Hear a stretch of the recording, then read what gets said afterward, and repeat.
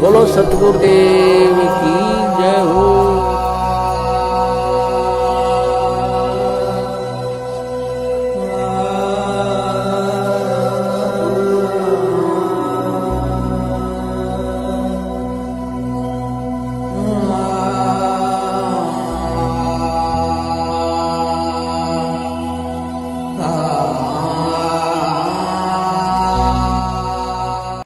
पहले तो बात है उनकी इस दलील पे विश्वास नहीं किया जा सकता पहली नजर में जी। लेकिन फिर भी ये अदालत में यह दलील दी जाएगी जो निचली अदालत होगी जिसमें केस ट्रायल होगा उसमें अदालत क्या फैसला लेगी तो उस वक्त पता लगेगा जी। लेकिन प्रारंभिक तौर पर अगर इनको खुद को बंधक बनाया गया था अगर हम इन्हीं की बात को सच मान लें जी तो इनको बंधक बनाने वाले कौन थे? बिल्कुल। वो भी इन्हीं के लोग थे, इन्हीं के समर्थक थे।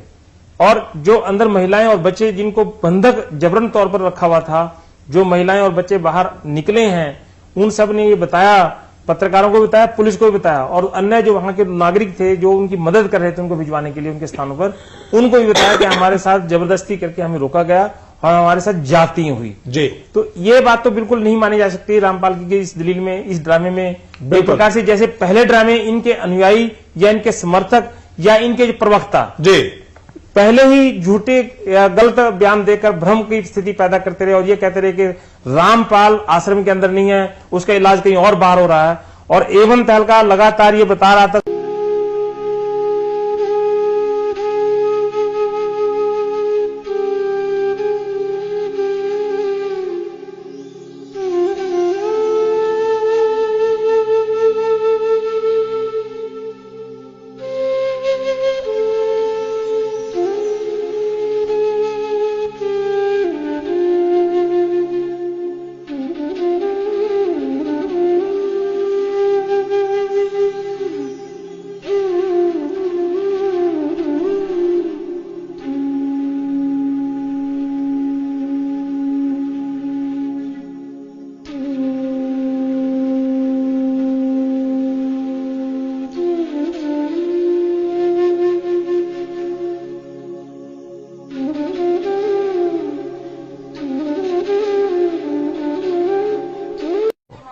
हमारे साथ संत रामपाल जी के भाई महेंद्र दास भी मौजूद हैं। इनसे जानेंगे, महेंद्र दास जी, अचानक से हालात काफी बिगड़ते नजर आ रहे हैं, तो ऐसे तो काफी नुकसान होने की आशंका है। ऐसा हम तो शांतिपूर्ण तरीके से बैठे हैं, अपने आश्रम के अंदर हैं और ये बल प्रयोग करना चाहते हैं, हमें नाजायज तंग कर रहे हैं। लेकिन आश्रम के लोग भी जैसे टकराव की स्थिति में नजर आ रहे हैं, तो क्या कोई बीच का रास्ता नहीं निकल सकता? बीच का तो यही है कि माननीय न्यायाधीश को चाहिए कि अपने पर विचार करे। हमको डकैत नहीं है, इतना बड़ा ये केस नहीं है, एक कोर्ट की अवमानना केस उन्होंने खुद बनाया और खुद सुन रहे हैं, इसमें न्याय की उम्मीद है। लेकिन जिस तरह से पुलिस कह रही है यहाँ तो गिरफ्तारी करनी पड़ेगी क्योंकि हाईकोर्ट के आदेश हैं, तो क्या संत रामपाल आत्मसमर्पण कर सकते हैं? अब वो यहाँ है ही नहीं, तो स्वास्थ्य इलाज करवा रहे हैं, बाहर गए हैं, उनको बाहर शिफ्ट कर दिया हमने परसों। लेकिन क्या वो आत्मसमर्पण करने के लिए तैयार हो जाएंगे? अगर हमारी हाई कोर्ट में बेल कैंसिल करते हैं तो नहीं होंगे, तो नाजायज बेल कैंसिल करने जा रहे हैं। आज उस पर सुनवाई है। अब उस केस का इस अवमानना से क्या लिंक था? ये अवमानना बनाई इसीलिए गई थी कि उस बेल कैंसिल करके अंदर ठोक दें। एक सबसे बड़ा सवाल यही है कि आपका कहना है कि संत रामपाल आश्रम के अंदर मौजूद नहीं है। अगर संत रामपाल आश्रम के अंदर मौजूद नहीं है तो क्यों फिर पुलिस को रोका जा रहा है? पुलिस अगर जाकर के चेक करती है संत रामपाल नहीं होंगे तो पुलिस वापस चली जाएगी। क्योंकि यहाँ कल एसडीएम ने और डीसी ने बताया, एसडीएम आदेश पड़ रहा था कि हमने इसको सील कर लिया है, नाजायज तरीके सील करने के आदेश दिए, अपने आश्रम को नहीं छोड़े, आश्रम की सुरक्षा के लिए बैठे हैं अब हम। ठीक है जी, ओके। तो ये थे महेंद्र दास, संत रामपाल के भाई हैं और जो आश्रम के प्रवक्ता राज कपूर ने हमसे बात की। इनका कहना है कि आश्रम के लोग किसी भी हाल में पीछे नहीं हटेंगे, यानी कि अगर पुलिस आगे जाएगी तो इनका कहना है कि यह लोग अपनी जान तक देने के लिए तैयार हैं। यानी कि सीधा सीधा कह सकते हैं कि टकराव की स्थिति यहाँ पर पैदा हो चुकी है। अब देखना होगा कि ऐसे हालातों में आखिर इस मामले का निपटारा कैसे होगा, कैसे हाईकोर्ट के आदेश का पालन होगा और कैसे हो पाएगी संत रामपाल की गिरफ्तारी। कैमरामैन सुमित क्लियर के साथ नृपिंदर सिंह ब्राड़, एबीपी न्यूज, बरवाला, हिसार।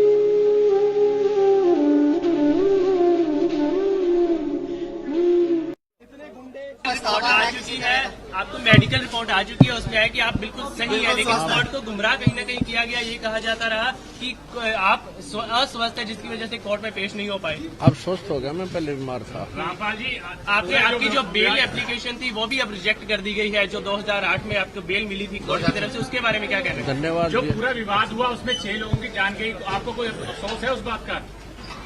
बहुत अफसोस है जी। नहीं, जो आपने अपने अनुयायियों को जिम्मेदार ढाल कौन है बनाया इस चीज़ का? और आप पीछे छुपे रहे, मैंने किसी को नहीं, वो आप सही मानते हैं? मैंने नहीं बनाया किसी को, वो अपने आप ही बन रहे थे, मुझे भी रोक रखा था। आपके ऊपर इतने इल्जाम है सर, आपके ऊपर इतने इल्जाम झूठे कैसे हैं आपके ऊपर? आपके गुंडे इतने खड़े थे वहाँ पे, हजारों आदमी हरियाणा पुलिस से। मेरे नीचे राष्ट्रीय समाज सेवा समिति। नहीं तो आपकी समिति है? अरे आपकी समिति है बाबा। आप अपने आप को संत कहते हैं, आप संत कहना लायक भी है? आप आपसे भी ये जवाब दीजिए। आपके वहाँ इतनी फोर्स, इतने गुंडे, इतने आर्मी खड़ी है हरियाणा पुलिस के ऊपर, आप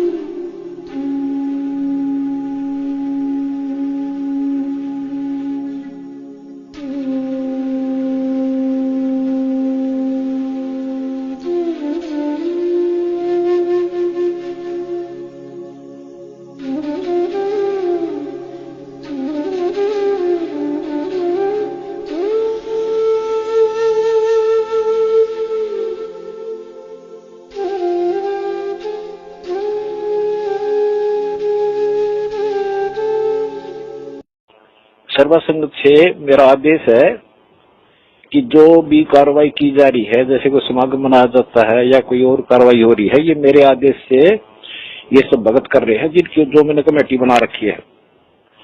इनके ऊपर विश्वास करो, अगर इससे अलग चलोगे तो तुम गुरुद्रोही में आ जाओगे।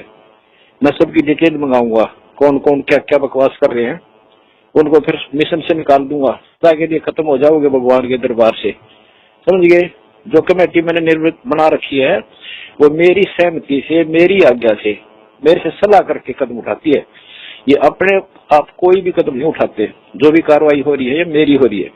अगर इनका कोई विरोध करता है तो मेरा और मेरे कबीर भगवान का विरोध करता है, वो पाप आत्मा है, वो हमारे मिशन से बाहर निकाल दिया जाएगा। ठीक है, इस की छोटियों को सबको डाल दो, बता दो हरामखोरों को जो इस मिशन का नाश करना चाहते हैं। ठीक है जी गुरु, सच्चा तो ये ऐसे कुसंगत होती है, वो बर्बाद करती है उन्हीं को जो मंद बुद्धि होते हैं।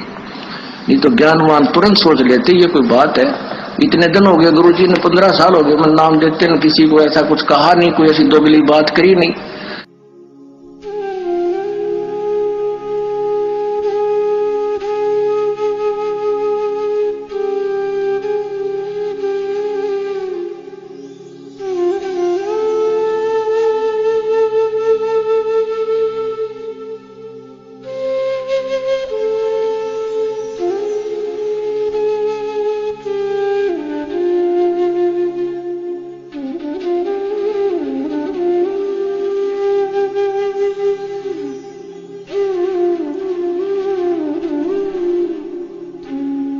इस बारे में आपकी क्या राय है? हमारा संत रामपाल जी को और उसकी संगत को बहुत बहुत धन्यवाद।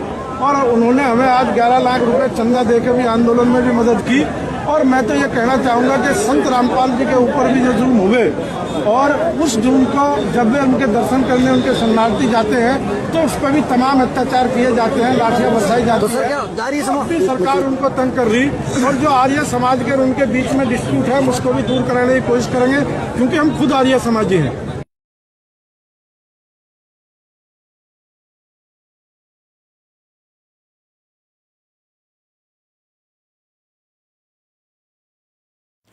सत साहिब जी, अब सबसे पहले तो हमने करना ये है, जिस आत्मा ने परमपिता परमेश्वर सतगुरु रामपाल जी महाराज जी की सत भक्ति करके अपना आत्म कल्याण करवाना है, सबसे पहले उस आत्मा ने अपने दिलो दिमाग में इस बात को बैठा लेना चाहिए सृष्टि रचना को बार बार सुनकर और सतगुरुदेव जी के सत्संगों को आधार बनाकर कि वर्तमान में पृथ्वी पे कबीर परमात्मा मौजूद है, धरती पे भगवान है, और जिस आत्मा का दिल और उसकी आत्मा इस बात को स्वीकार कर लेगी, वो आत्मा कभी भी ज्ञान आधार से दूर होकर मनमाने तरीके से ना ही तो चल सकती है, और यदि मनमाने तरीके से कोई अन्य व्यक्ति उसको भक्ति मार्ग पर चलने की सलाह दे तो वो व्यक्ति कभी भी उसके झांसे में नहीं आ सकता है।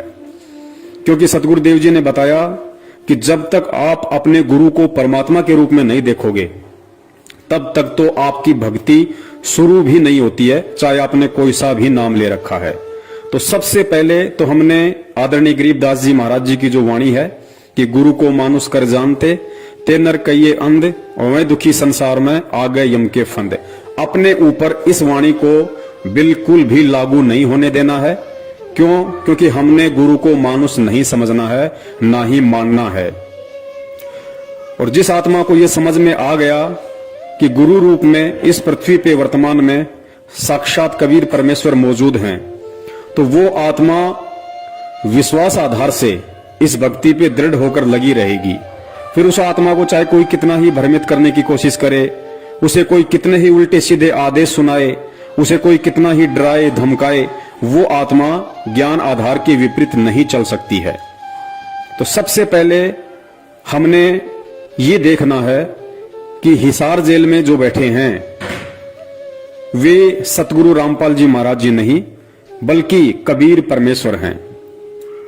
और सबसे बड़ा धोखा जो संगत खा रही है, जितने भी इन कॉल एजेंटों के बहकावे में आकर, सतलोक आश्रम मैनेजमेंट हरियाणा वालों के बहकावे में आकर, इनके तानाशाही फरमानों की पालना करके जितने भी लोग अपने कर्म फोड़ रहे हैं या सतगुरुदेव जी के ज्ञान विपरीत कर्म कर रहे हैं, उन सब ने हिसार जेल में केवल संत रामपाल जी महाराज जी को देखा है और देख रहे हैं। वो आत्माएं हिसार जेल में कबीर परमेश्वर को नहीं देख रही। उन्हें लगता है कि संत रामपाल जी महाराज जी एक संत हैं, एक गुरु है, और परमात्मा तो कबीर जी हैं जो सतलोक में बैठे हैं। और यही कारण है कि वो आत्माएं पिछले 6 वर्षों से धोखे पे धोखे खाए जा रही हैं। पुण्यात्माओं, विचार करना,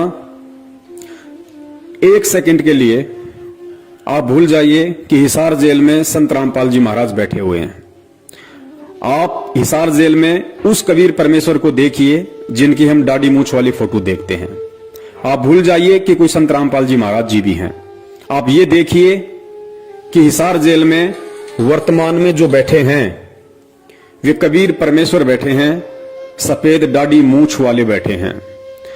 और जब आप उस कबीर परमेश्वर को सफेद दाढ़ी मूंछ वाले रूप में हिसार जेल में बैठा हुआ देखेंगे, और उसके बाद यदि आपसे कोई कहे कि हिसार जेल से कबीर परमेश्वर जी के आदेश आए हैं कि हमने हरियाणा की कांग्रेस सरकार को वोट डालना है, बीजेपी को हराना है, उसके 6 महीने बाद में आदेश आए कि हमने दिल्ली में केजरीवाल को हराना है और नरेंद्र मोदी की बीजेपी वाली पार्टी को जिताना है, जैसा कि सतलोक आश्रम मैनेजमेंट हरियाणा वालों ने ये सब नाटक किए हैं।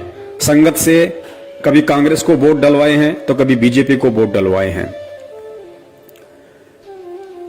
आपको यदि हिसार जेल से आदेश आए कि आपने हरियाणा के जाट आंदोलन में शामिल होकर सरकार का विरोध करना है, आपको हिसार जेल से आदेश आए कि आपने राजस्थान की करनी सेना को समर्थन देना है, क्योंकि करनी सेना उस गैंगस्टर के समर्थन में है, उस गुंडे व्यक्ति के समर्थन में है जो 2 साल पहले पुलिस एनकाउंटर में मारा जा चुका था, जिसका नाम था गैंगस्टर आनंदपाल सिंह। क्या आप एक गैंगस्टर के समर्थन में उसकी सीबीआई जांच में खड़े हो सकते हैं जब आपकी अंतरात्मा इस बात को जान रही है कि हिसार जेल में साक्षात कबीर परमेश्वर दाढ़ी मूंछ वाले बैठे हैं? आप बिल्कुल भी इन आदेशों की पालना नहीं करेंगे। ना ही तो आप बीजेपी को वोट देंगे, ना ही आप कांग्रेस को वोट देंगे, ना ही आप किसी भी कुपात्र को दान देंगे, ना ही आप किसी भी गैंगस्टर की सीबीआई जांच का समर्थन करेंगे, जब तक आप हिसार जेल में दाढ़ी मूंछ वाले कबीर जी को देख रहे हैं। उसके बावजूद भी आप लोगों ने वो सारे उल्टे कर्म किए सतलोक आश्रम मैनेजमेंट हरियाणा के कहने पे। आप लोगों ने कांग्रेस को भी वोट दिए, आप लोगों ने बीजेपी को हराने के लिए कांग्रेस का समर्थन किया। फिर अगले 6 महीने बाद में दिल्ली में आप लोगों ने बीजेपी को जिताने के लिए केजरीवाल की गवर्नमेंट का विरोध किया, लोगों को जा जाके उत्साहित किया कि केजरीवाल को हराना है, बीजेपी को जिताना है। उसके बावजूद भी आप लोगों ने उसी गैंगस्टर आनंदपाल सिंह की सीबीआई जांच का समर्थन किया और आपने उसी राजपूत करनी सेना को राजस्थान के अजमेर में एक सभा के दौरान 5 लाख रुपए का चेक दिया। और उसके बाद उसी राजपूत करनी सेना का जब भिवानी के अंदर सम्मेलन था तो वहां भी आप लोग शामिल हुए। क्यों शामिल हुए? क्योंकि आप हिसार जेल में उस कबीर परमेश्वर को नहीं देख रहे थे, बल्कि आप हिसार जेल में संत रामपाल जी महाराज जी को देख रहे थे। अर्थात अभी तक आप लोगों ने अपने गुरु को कबीर नहीं माना, वरना आप ये कुक्रम, जब आपको ये कहा गया था कि ये हिसार जेल से गुरुजी का आदेश है, यदि उस समय आप अपने गुरु को कबीर के रूप में देख रहे होते तो कदापि आप इस तरह का कोई भी घटिया और ज्ञान आधारित आदेश नहीं मानते। तो यही सबसे बड़ी भूल हमने 650 साल पहले की थी और यही भूल हम वर्तमान में दोहराने जा रहे हैं कि हम गुरु को मानुष मान रहे हैं। और परमेश्वर की वाणी है कि गुरु मानुष कर जानते ते नर कहिए अंध, होवें दुखी संसार में और आग गए यम के फंद। तो सबसे पहले तो हमने इस बात को अपने दिलो दिमाग से निकाल देना है कि हम किसी सामान्य संत या किसी सामान्य व्यक्ति की शरण में हैं। हम जिस समर्थ की शरण में हैं वो स्वयं कबीर परमेश्वर है। और जब आपको इतना यकीन हो जाएगा तो आप ना ही तो किसी भी फर्जी नामदान केंद्र पे जाओगे, ना ही आप किसी को इन फर्जी नामदान केंद्रों से नाम दीक्षा दिलवाओगे, ना ही आप इन फर्जी नामदान केंद्रों से अन्य कोई दूसरा नाम लेने के लिए जाओगे, ना ही आप किसी हिसार की तारीखों पे घुटने तोड़ते हुए 10 गालियां खुद खाने और 10 गालियां अपने गुरुदेव को दिलवाने के लिए जाओगे, ना ही आप इन मनवस सतलोक आश्रम मैनेजमेंट हरियाणा वालों के किसी भी तानाशाही फरमान को मानोगे, क्योंकि आपकी आत्मा स्वीकार कर चुकी है कि मैं जिसकी शरण में हूं वो साक्षात कबीर है। और कबीर कभी भी दोगली बात नहीं कर सकता, कबीर कभी भी अपने भक्ति विधान के खिलाफ कोई भी आदेश नहीं दे सकता। तो सबसे पहले हमने गुरु को परमेश्वर मानना है, हृदय से आत्मा से स्वीकार करना है। और यह तब होगा जब हम सृष्टि रचना को बार बार सुनेंगे और सत्संगों की प्रत्येक लाइन पे गहनता से विचार करेंगे कि गुरुदेव इस सत्संग में किस वाणी का और क्या मतलब हमें समझाना चाहते हैं। उसके बाद में जिन लोगों को इन फर्जी नामदान केंद्रों से सन 2014 के बाद से नाम मिल चुका है, चाहे आपको प्रथम नाम मिल चुका है, चाहे आपको शतनाम मिल चुका है, और आज यदि आपको सच्चाई का पता चल गया है तो आपने सपने में भूलकर भी इन नामदान केंद्र और इन नामदान केंद्रों पर बैठे कुपात्रों की शक्ल तक नहीं देखनी है, वरना आप बहुत बड़े दोषी होगे। क्योंकि बरवाला कांड करवाने में मुख्य भूमिका सतलोक आश्रम मैनेजमेंट हरियाणा की ऊपर वीडियो में आप जी देख चुके हैं। और वही सतलोक आश्रम मैनेजमेंट हरियाणा का मुखिया महेंद्र भगोड़ा वर्तमान में सभी नामदान केंद्र खोल के बैठा है गुरु की आड़ में। तो आप यदि इन नामदान केंद्रों पे जाते हो, इन कुपात्रों को ज्योति पाठ दान का पैसा देते हो, इन कुपात्रों के फर्जी आदेशों को मानते हो, या इन कुपात्रों के कहने से आप जी गुरुजी की तारीखों पर हिसार में जाते हो व्यर्थ में अपना समय और पैसा बर्बाद करने, तो आप जी अभी अपने गुरु को कबीर परमेश्वर नहीं मान पाए हैं और आप जी भक्ति मार्ग में धोखा खा रहे हो। तो हमने बिल्कुल भी इन लोगों से किसी भी प्रकार का आध्यात्मिक संपर्क नहीं रखना है। तो जिन लोगों ने प्रथम नाम और सतनाम ले लिया है अनजाने में इन नामदान केंद्रों से, अब आगे उन्होंने इन नामदान केंद्र वालों से, सतलोक आश्रम मैनेजमेंट हरियाणा से, गुरुजी के परिवार वालों से और हर उस व्यक्ति से, चाहे वो भगत ही क्यों ना हो, जो सतगुरु के ज्ञान को आधार बनाकर नहीं चल रहा है और देखा देखी में चल रहा है, भेड़ चाल में, उस व्यक्ति से हमारा किसी भी प्रकार का कोई संबंध नहीं होना चाहिए। क्योंकि परमेश्वर कहते हैं कबीरा तहां जाइए रह संतन की प्रीत, इष्ट मिले और मन मिले, मिले सकल रस रीत। परमेश्वर कहते हैं भगत ने केवल उसी व्यक्ति या भगत के पास बैठना चाहिए जिसके रीति रिवाज, जिसका मन, जिसका इष्ट, जिसके कायदे कानून सेम हो, मिलते हों। तो वर्तमान में संगत में दो ग्रुप हैं। एक ग्रुप सतलोक आश्रम मैनेजमेंट हरियाणा जो बिल्कुल देखा देखी और अंधा होकर चल रहा है, दूसरा ग्रुप है सत्सेवक जो परमेश्वर के ज्ञान को आधार बना के चल रहे हैं। उसके बाद में जिस व्यक्ति ने अभी तक संत रामपाल जी महाराज जी से नाम दीक्षा नहीं ली है और जो व्यक्ति केवल उनके सत्संग ही सुन रहा है और उस व्यक्ति को ये सच्चाई मालूम पड़ चुकी है हमारी वीडियो देखकर, तो उस व्यक्ति ने भूल कर भी इन नामदान केंद्रों से कोई भी नाम दीक्षा नहीं लेनी है। उस व्यक्ति ने सबसे पहले गहनता से सत्संग सुनने हैं, सत्संगों को आधार बनाना है और सारी सच्चाई से परिचित होकर उस व्यक्ति ने जब तक सतगुरु रामपाल जी महाराज जी हिसार जेल से बाहर नहीं आते हैं तब तक उसने संकल्प नाम दीक्षा के माध्यम से भक्ति शुरू कर देनी है। संकल्प नाम दीक्षा क्या है, संकल्प नाम दीक्षा के माध्यम से भक्ति कैसे शुरू होगी, संकल्प नाम दीक्षा के अंतर्गत हमने क्या क्या करना पड़ेगा, वो सारी विधि एक 2.5 घंटे का वीडियो हम सत्सेवकों ने बना रखा है। वीडियो का लिंक इसी वीडियो के डिस्क्रिप्शन बॉक्स में आपको मिल जाएगा, आप उसको देख लीजिए, अच्छी तरह से उसको देखिए, समझिए, उसके बाद आप जी संकल्प नाम दीक्षा लें और अपने घर में भगवान को प्रकट करें।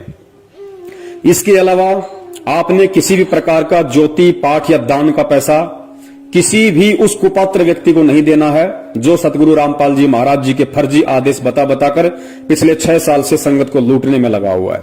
गुरुदेव कहते हैं कि गुरु बिन दान पुण्य जो कर ही मिथ्या होय कभू न फल ही। और गुरुदेव कहते हैं कि गुरु बिन माला फेरते गुरु बिन देते दान, गुरु बिन दोनों निष्फल है चाहे पूछो वेद पुराण।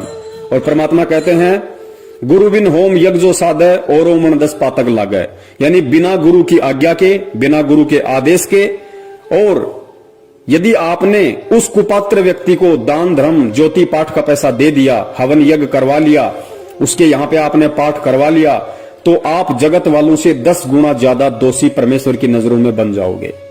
तो हमने ये गलती अब भूल कर भी नहीं करनी है, क्योंकि जब हमें विश्वास हो जाएगा और हमारी अंतरात्मा इस बात को स्वीकार कर लेगी कि मेरा गुरु साक्षात कबीर है, तो आपको यह भी विश्वास हो जाएगा कि वो कबीर हिसार की जेल में बैठने के लिए नहीं आया है, उस कबीर का कोई खेल है।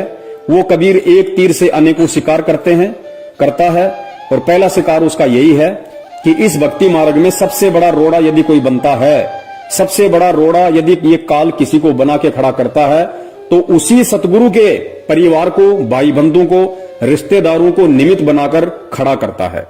तो सतगुरु रामपाल जी महाराज जी ने सबसे पहले इस सतलोक आश्रम मैनेजमेंट हरियाणा अपने परिवार वाले, अपने रिश्तेदार, जो भी ये मैनेजमेंट है, जितने भी कोऑर्डिनेटर हैं, नामदान संचालक है, इन सबको ज्ञान आधार से प्रत्येक भगत के हृदय में ये जमा देना है कि हमने यदि भक्ति करनी है, यदि कबीर की भक्ति करनी है, हमने यदि सतलोक जाना है, तो हमने केवल और केवल अपने सतगुरुदेव जी के वचन और उनके ज्ञान को ही आधार बनाकर चलना पड़ेगा।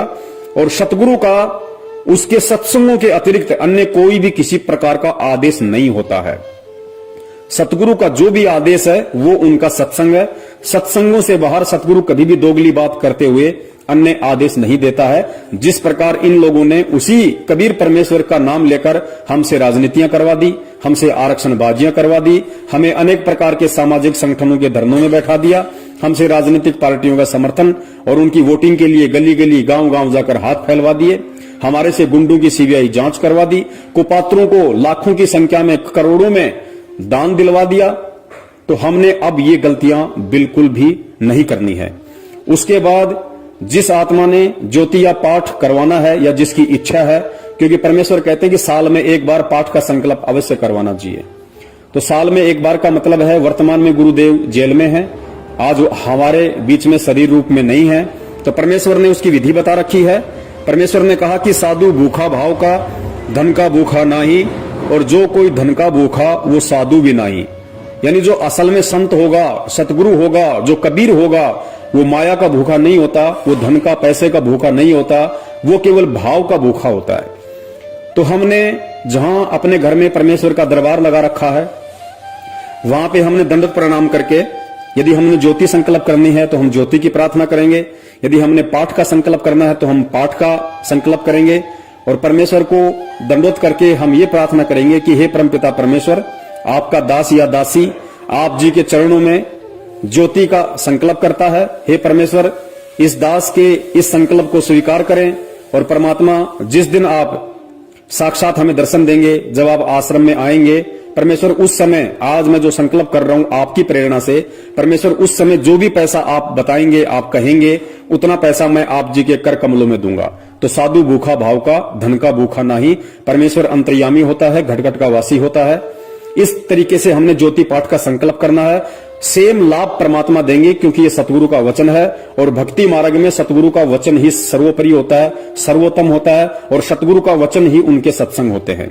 इसके अलावा सतगुरु का यदि कोई सबसे बड़ा आदेश है तो सतगुरु के द्वारा हमें जो नित्य नियम दिया गया है वो सतगुरु का सबसे बड़ा आदेश है।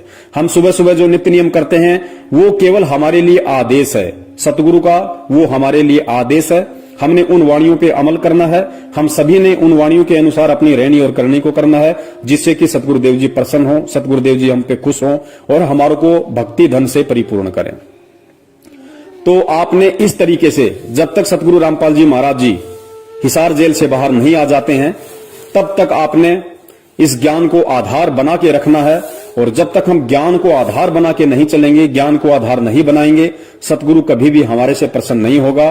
परमेश्वर ने कहा कि 3 युगों से तुम्हें ये धर्म के ठेकेदार इसी तरह भगवान की आड़ में लूटते आए हैं और वर्तमान में भी यदि हम इन काले अंग्रेज और धर्म के व्यापारी सतलोक आश्रम मैनेजमेंट हरियाणा के हाथों लूटते रहेंगे, पिटते रहेंगे, तो पुण्यात्माओं फिर क्या फायदा उस परमेश्वर का ये शिक्षा देने का, और क्या फायदा फिर उस परमेश्वर से ये तत्व ज्ञान लेने का, और क्या फायदा फिर ये कबीर की भक्ति करने का। तो हमने हर स्थिति में सतगुरुदेव जी को खुश करना है, सतगुरुदेव जी को प्रसन्न करना है। और एक चीज अपने दिलो दिमाग से निकाल देना कि सतगुरुदेव किसी भी कानूनी प्रक्रिया से बाहर आएंगे। सतगुरु यदि बाहर आएगा तो अपने बच्चों को ज्ञान आधार से चलता हुआ देखकर आएगा, क्योंकि यदि हम अपने गुरु को कबीर मान रहे हैं और मान चुके हैं तो ये भी निश्चित है कि इस दुनिया की कोई भी जेल उस कबीर को 4 दीवारी में कैद करके नहीं रख सकती। वो कबीर अनंत कलाओं का स्वामी है, वो एक रूप में जेल में है, दूसरे रूप में हम सबके घर में और घट में विराजमान है, तीसरे रूप में वो सतलोक में बैठा हुआ है। और परमेश्वर भी कहते हैं कि मोकू कहां ढूंढे रे बंदे, मैं तो तेरे पास में। परमेश्वर हमें रोज संध्या आरती में पढ़ाते हैं कि घट ही में गंगा, घट ही में यमुना और घट ही में है जगदीश, सतगुरु तारेंगे।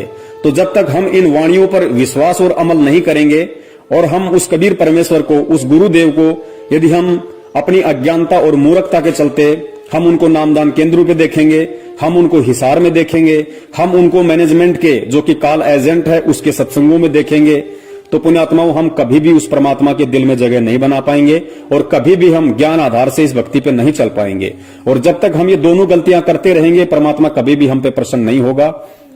तो आप सभी ने इस ज्ञान को आधार बनाकर सतगुरुदेव जी को प्रसन्न करना है और अपने भक्ति धन को बचा के रखना है। कोई भी काल एजेंट, कोई भी काल का दूत हमें किसी भी मोड़ पे कोई भी उल्टा आदेश बताकर लूट ना सके।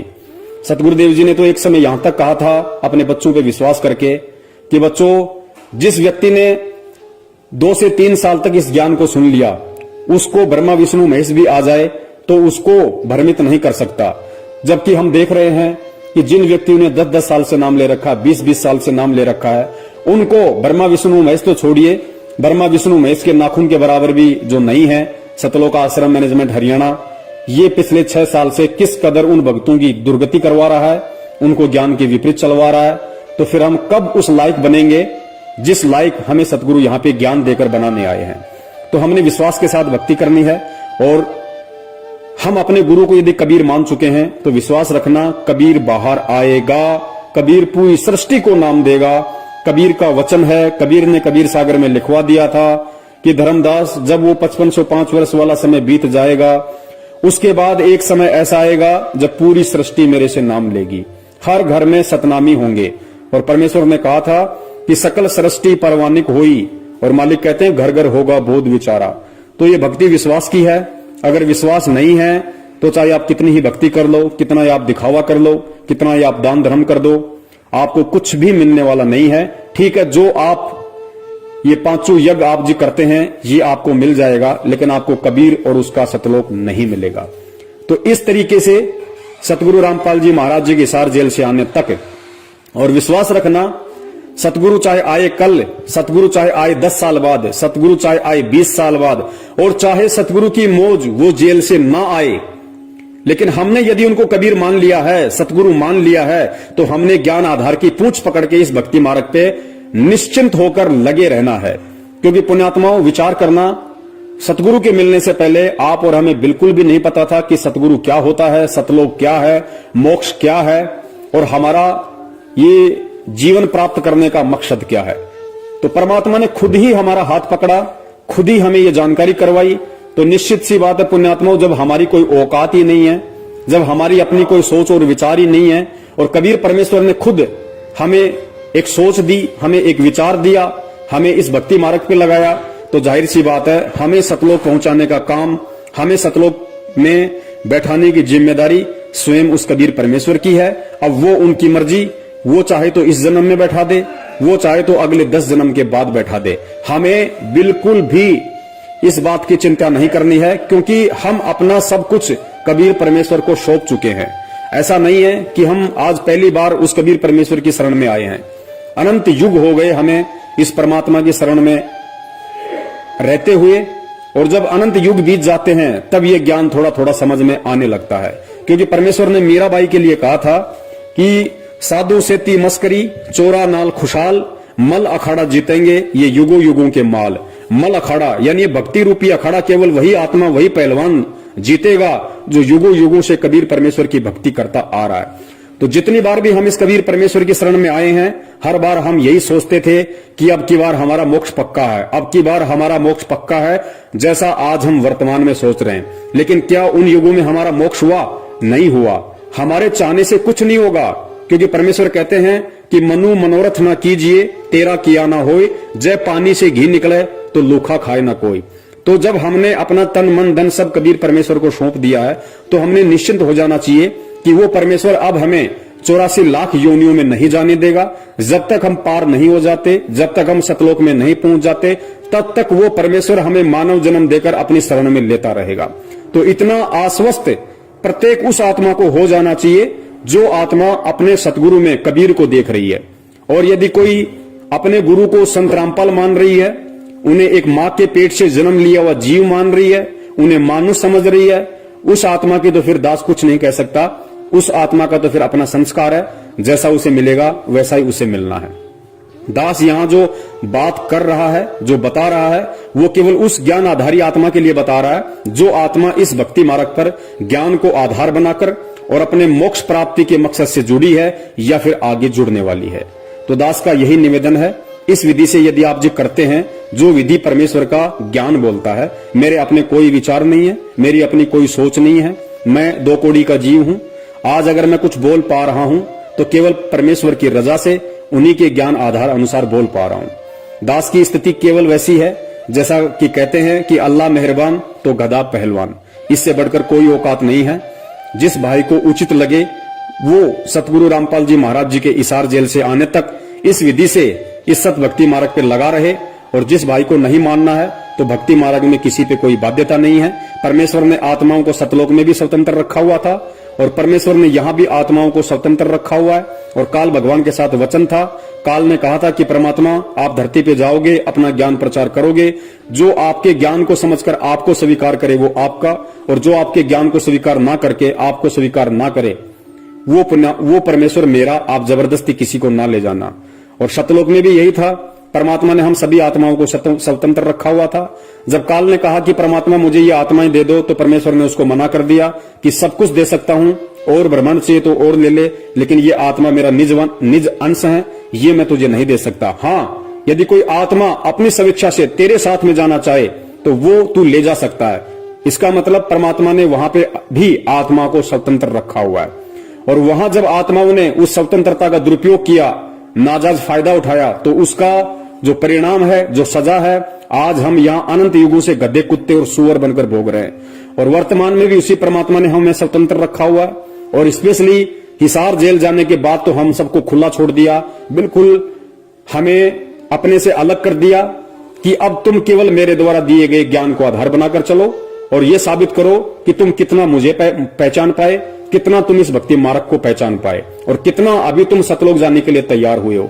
तो आत्मा आज भी स्वतंत्र है, और स्वतंत्रता का ये फायदा काल उठा रहा है कि काल अपना चाल खेलकर, अपना दाव खेलकर इन आत्माओं को उसी गुरु की आड़ में, उसी गुरु के नाम से कभी राजनीति करवाता है, कभी आरक्षणबाजी करवाता है, कभी गुंडों की सीबीआई जांच करवाता है, कभी मनमाने तरीके से ज्योति पाठ करवाता है, तो दान का पैसा लेता है, जो कि सतगुरु के भक्ति विधान में बिल्कुल भी नहीं है। तो समझना आप लोगों ने है, विचार आप लोगों ने करना है किस तरह से, किस विधि से आपने परमेश्वर को खुश करना है और अपना ये अनमोल मानव जीवन सफल बनाना है। दास ने जो कहना था सतगुरु आशीर्वाद से संदेशा आप जी को दे दिया, क्योंकि सेवक का काम केवल संदेशा देने का होता है, जबरदस्ती उसकी पालना करवाने का नहीं होता है। आगे आपकी अपनी सोच, आपकी अपनी बुद्धि, आप किस तरीके से इस भक्ति मार्ग पर चलते हैं और किस तरीके से आप अपने सतगुरु को प्रसन्न करते हैं। सत साहिब, जय हो बंदी छोड़ की। बंदी छोड़ सतगुरु रामपाल जी महाराज की जय हो।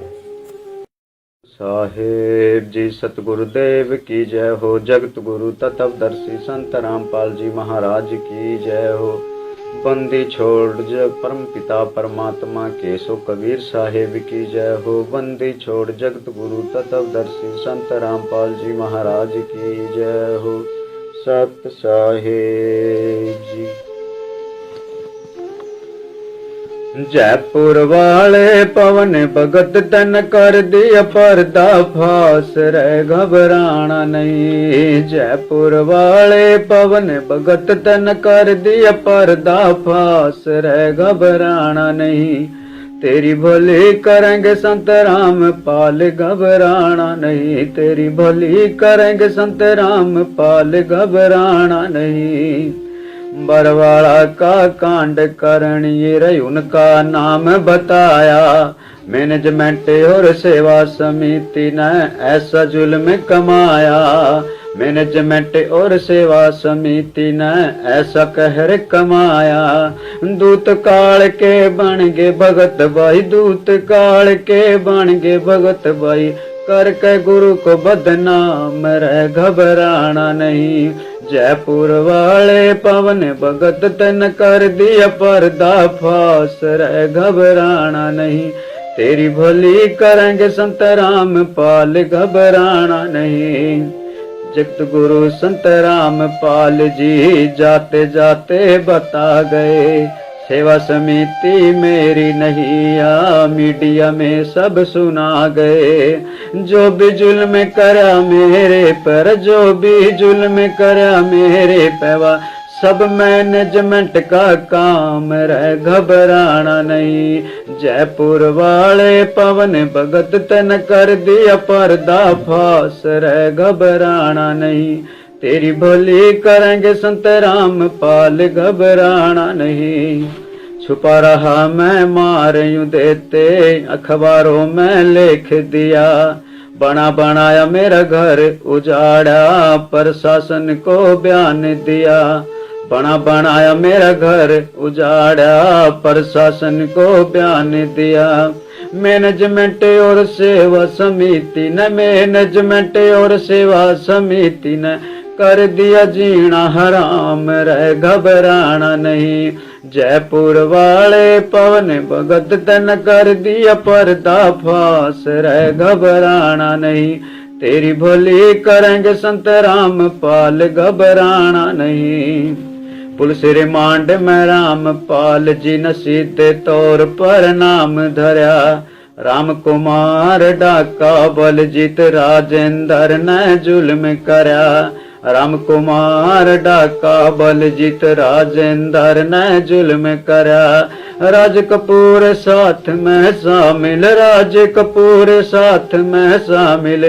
कर बरवाड़ा का कांड, रे घबराना नहीं। जयपुर वाले पवन भगत तन कर दिया पर्दा फास, रे घबराना नहीं। तेरी भली करेंगे संत राम पाल, घबराना नहीं। जगत गुरु को झूठ बताया मैनेजमेंट वालों ने। निर्दोष गुरु को दोषी बनाया इस सेवा समिति वालों ने। निर्दोष गुरु को दोषी बनाया सेवा समिति वालों ने। सजा करा कर उम्र कैद की, सजा करा कर उम्र कैद की।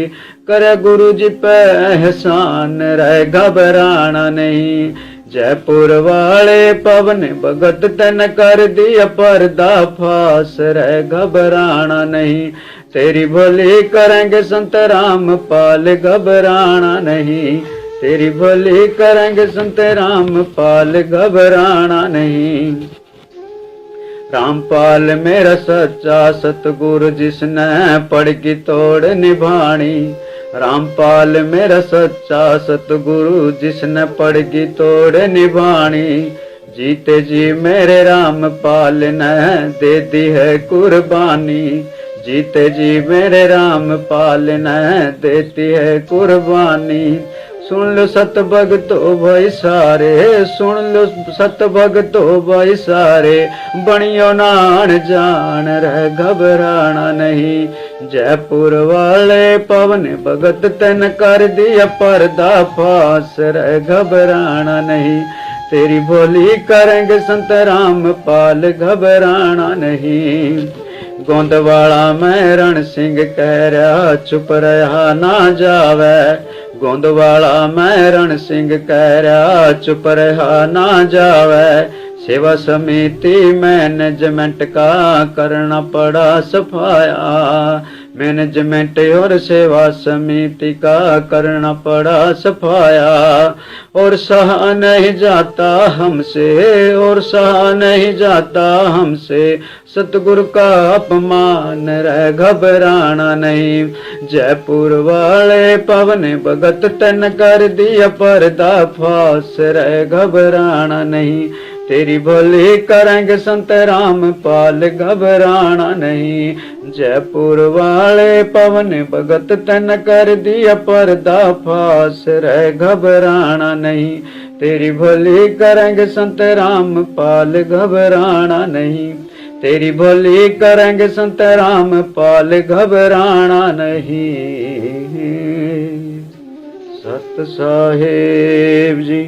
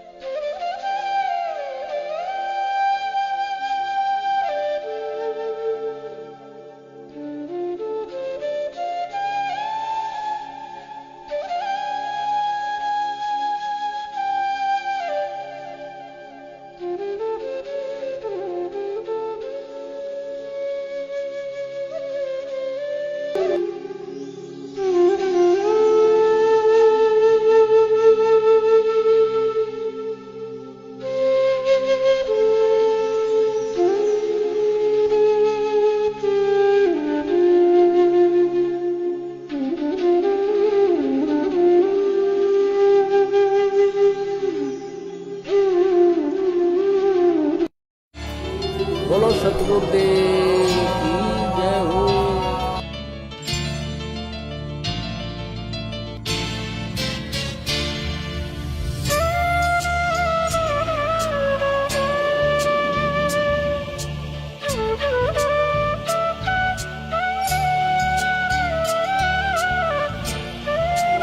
बोलो सतगुरुदेव